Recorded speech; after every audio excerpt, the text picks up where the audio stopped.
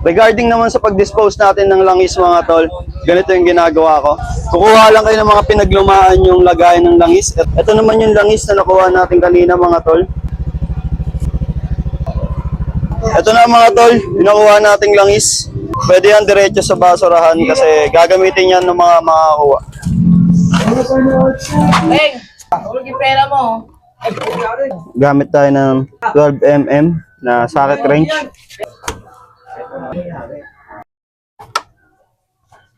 Pangahan. Balik na din natin to, bolt natin.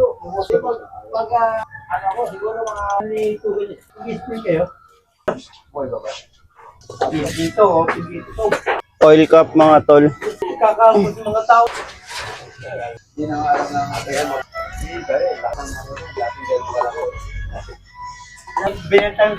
natin ito tol. Balik na din natin to mga tol.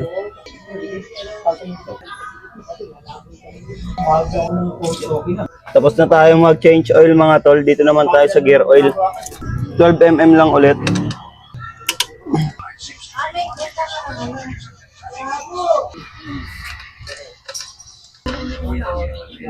Buksan naman natin tong gear oil cap.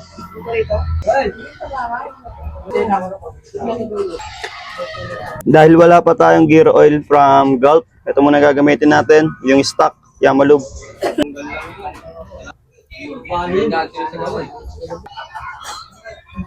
Balik na natin tong oil cap.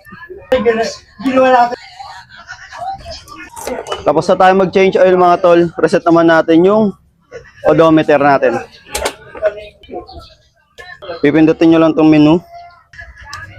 Etong oil, hold natin yung menu. Tapos magbe-blink. Tapos hold ulit natin. All goods in the hood sa mga tol. Nag-reset na yung oil natin. After nyo mag-change oil mga tol, huwag nyo kakalimutan, painitin yung motor nyo.